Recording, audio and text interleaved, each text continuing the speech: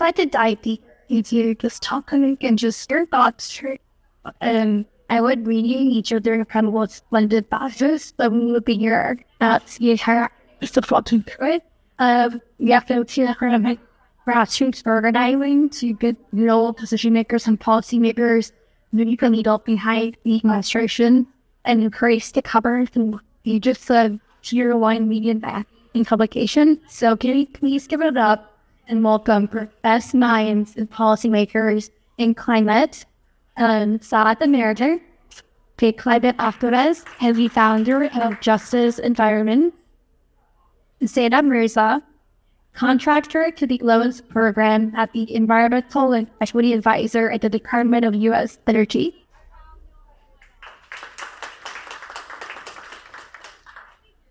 And Fergus Duffa, the Managing Director of Policy Implementation at Employ America. Thanks for joining us, you guys. Let's get right into it. I've crafted a few questions that will help kick us things off, and we'll open the floor at the very end so all of you guys can grill our hot seat contestants. First off, I often think about how could 200 years of human activity undo millions of years of human evolutionary development? Are we really that powerful? Is the world's ecosystem that fragile? So, you are a renowned climate activist, an environmental justice expert. I would like to start by asking you to share a little bit more about the scale of the climate crisis today. And secondly, how can folks in the audience here today best communicate the urgency and the need for action? Yeah, well, first of all, thank you for that introduction. Hi, everybody. I'm excited to be here with this lovely crowd of incredible Desi people.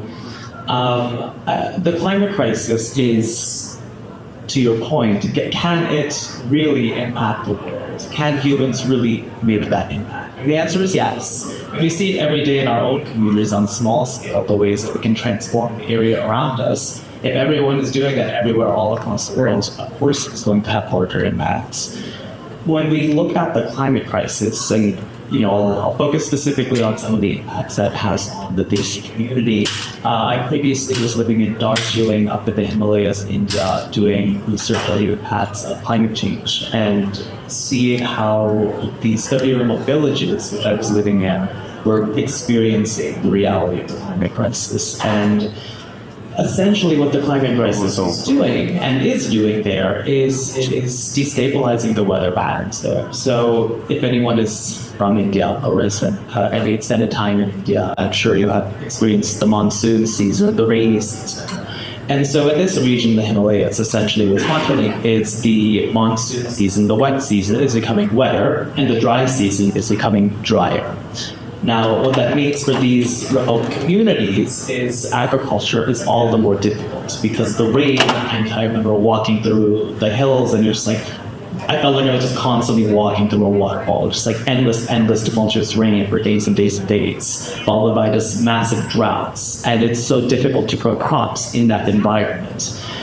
And so many of the communities which live off of agriculture and sell surplus crops in the local cities were running out of surplus crops and were experiencing a lack of food. So now a lot of the younger generation is leaving those areas and migrating to cities. And you're also seeing a loss of culture in conjunction to these issues of food and equity and resource distribution. And that's just one example in this one region. My family is actually from Pakistan. And I'm sure you all saw the massive headlines just a year ago where a third of Pakistan was inundated, absolutely flooded. And many of those communities still not covered. And that being even despite the reality that Pakistan has contributed less than 1% to global climate emissions. And so you see this global mass inequity when a country like the United States, which is the largest legacy emitter of carbon, it has been the largest emitter of carbon for all time, is having these massive impacts. And so when I think about how the climate crisis impacted our community, these issues are real. These issues are right now. And it's not just some abroad issue that's happening overseas. It's happening here in the United States. You know, I grew up in New York and experiencing so much property damage from Hurricane Sandy. I remember my brother in California just FaceTiming me as the sky was red from wildfires that were coming near his home. He couldn't even open his heart to breathe. So this is the reality of what we're facing right now. Can humans have this level of impact on the planet? Yes, we can, we are, and we need to fundamentally change our global systems because these issues are impacting our communities specifically so intensely. Thanks, Todd. It sounds pretty blatant, encouraging for a generation to really chart the path forward. So let's dive a little deeper on with the policymakers really doing behind the scenes to help move the deal and also the private sector as well. In the past couple of years, Congress and the Biden-Harris administration passed a bipartisan infrastructure law and the Inflation Reduction Act. It's the most significant climate legislation in U.S. history. Fair enough. One of the most desired outcomes of this registration was to spur innovation, to tackle the crisis. In your realm of the world, what are some of the innovative policy solutions that you've worked on with agencies within the federal government? Thank you. Thanks for hosting this great panel and great event. One thing I've been really excited about, so just a bit of background, I work at an organization called Employ America, where we're really oriented at advocating for full employment economy. And a key aspect of that is maintaining price stability and avoiding recessions. And I think with all of the systemic change, the energy system change that Saad mentioned that we need to undertake, we still need to have an eye towards macroeconomic stability. We need to ensure that people do not have major disruptions in their lives, in their economic lives. And so one specific policy innovation that we were lucky enough to work with the administration on was around the idea of fixed price contracting for the Strategic Petroleum Reserve. Just to step back, I know it's kind of strange to think about oil and its relationship in the decarbonization equation. But one thing we really talked about and advocated was that the price instability, the volatility of oil prices, going from this cycle of $140 back to $40, is really harmful for our decarbonization efforts because, at the bottom, when prices hit 40, it makes EVs less economical relative to ICE vehicles.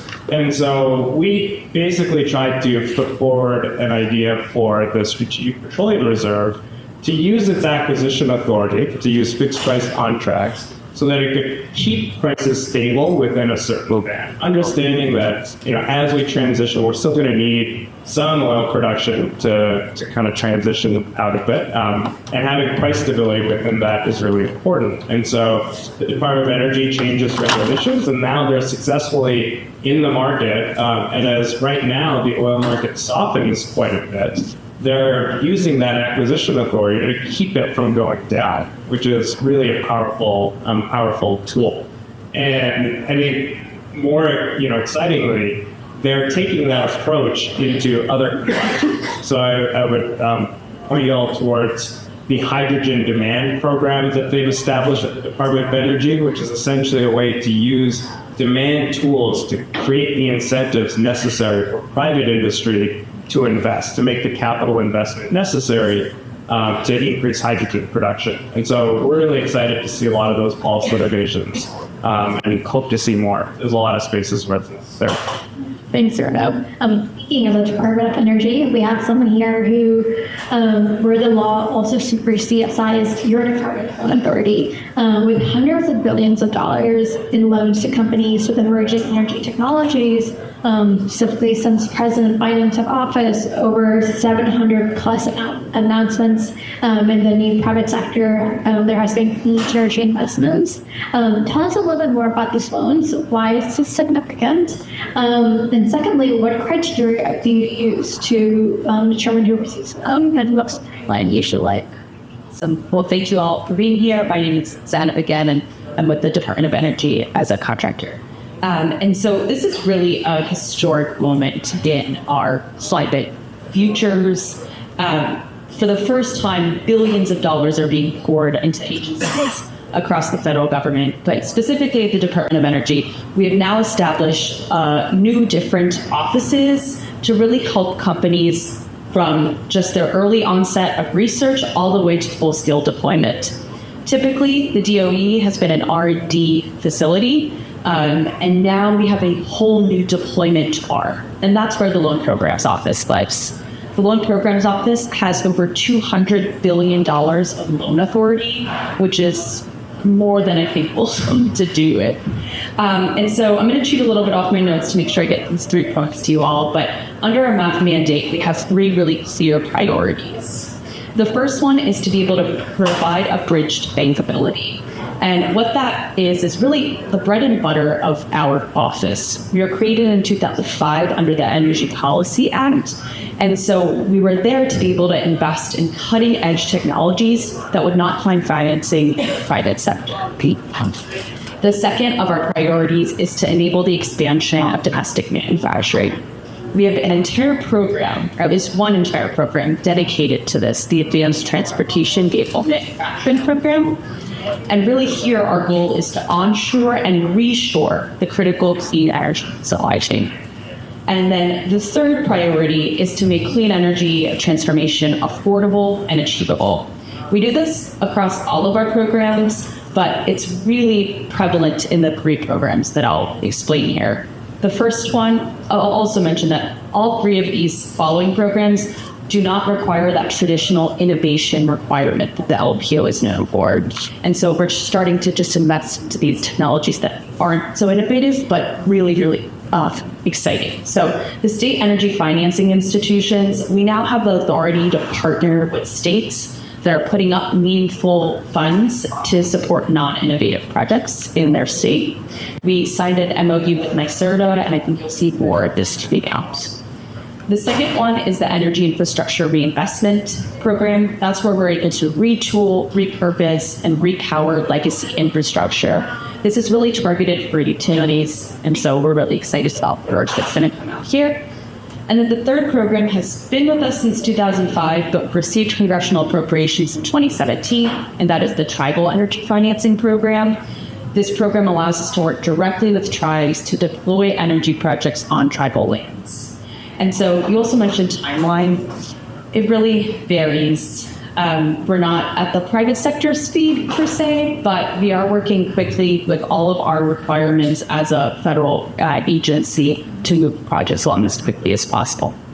To be like, thank you, sounds cannot. Something out. Congratulations on all the work that you're doing.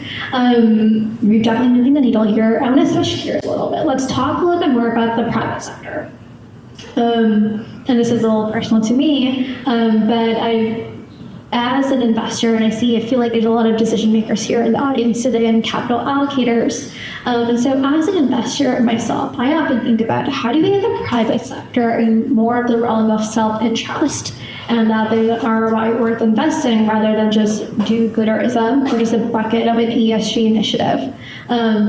We'll look forward to kick things off. You work directly with a lot of these Fortune 500 brands, corporates, governments through your work with Justice Environment.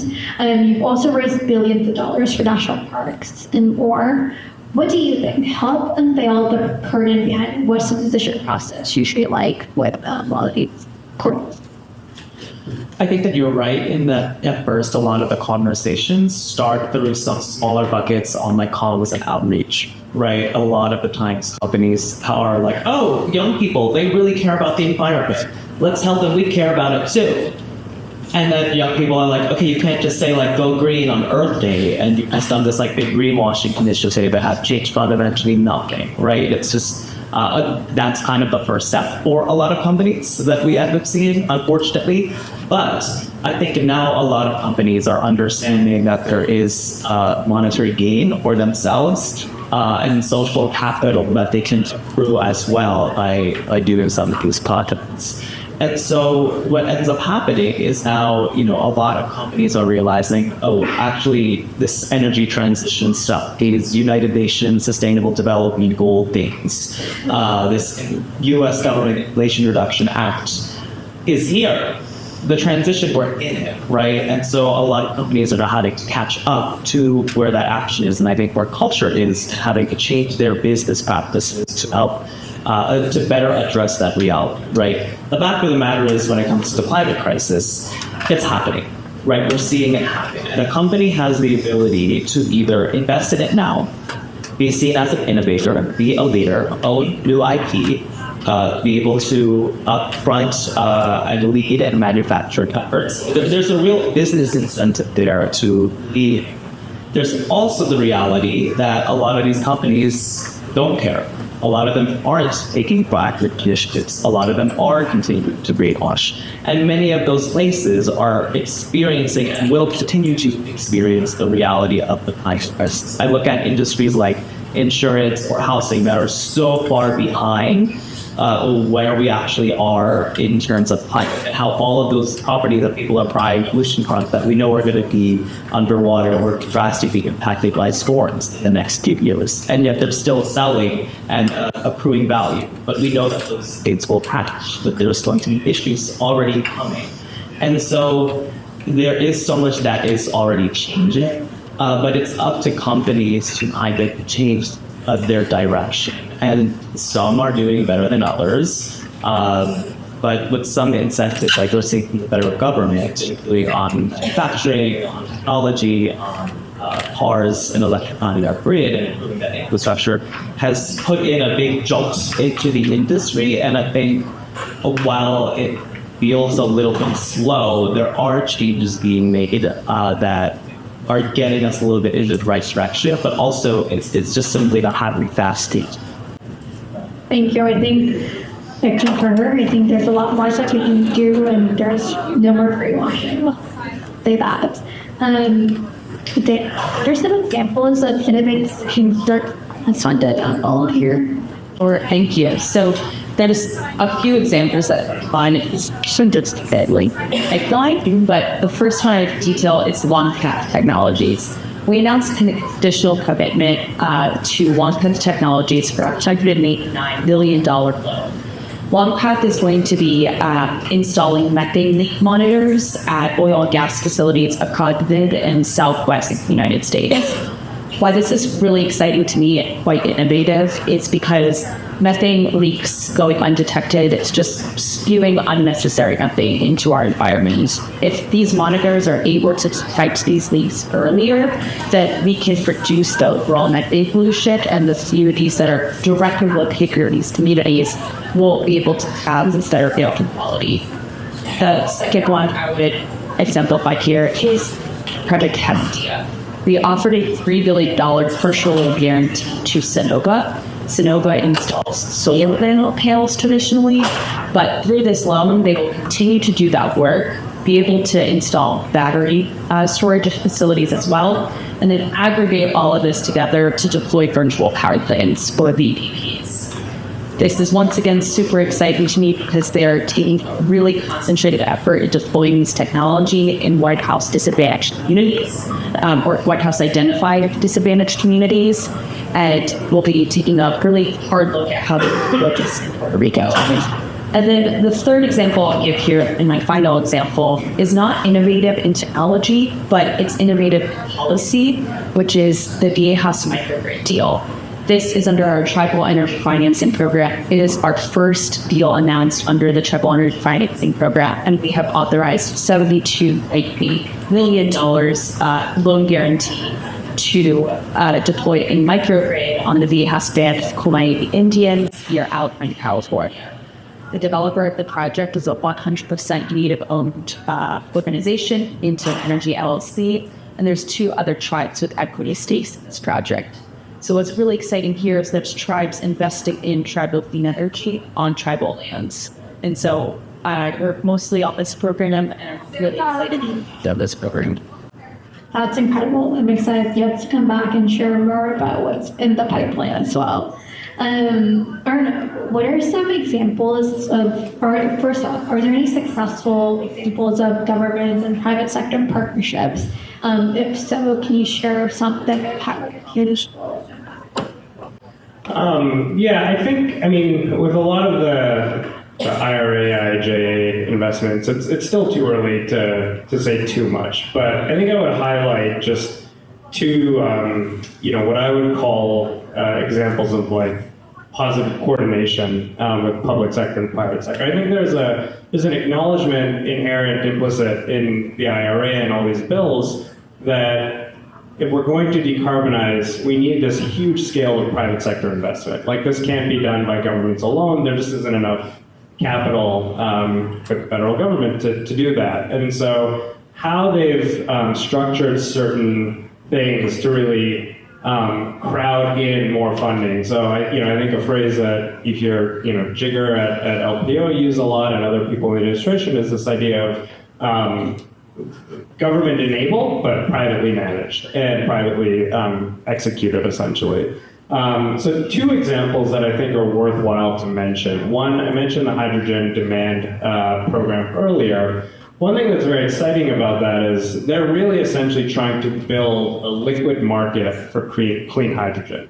And in doing so, they've created this entity that is partly managed by the Intercontinental Exchange, which which runs a number of benchmark indices for commodities, and S&P. So they're really bringing in private sector expertise that the federal government doesn't have to ensure that this is both successful in building a liquid market, but one that is, guided, informed by public interest. So that I think is a really positive one. The other thing I would say in terms of, I think because of the scale of what we're trying to accomplish, there's been a realization that some of the tools we have, at least in the way they're currently utilized, are not always fit for purpose for private sector participation. And one thing that I think is really exciting is you're starting to see a lot of policy innovation that is widening the aperture of these authorities in a fully lawful way to ensure that it actually kind of meets the needs and this capital actually gets deployed. And I would highlight the Hestia project that Zainab mentioned, which it has this huge physical infrastructure build out for distributed energy resources. But the legal hook is a technological innovation. It's a piece of software that's going to go to the 40,000 households that are connected into this VPP. And they've utilized that software to bring in, to kind of allow this capital deployment, but they're doing it in a way that also encourages this huge build out of DERs in this marginalized community. So I'm really excited to see that agencies are starting to expand the aperture of the authorities they have in a way that's fit for purpose for the private sector.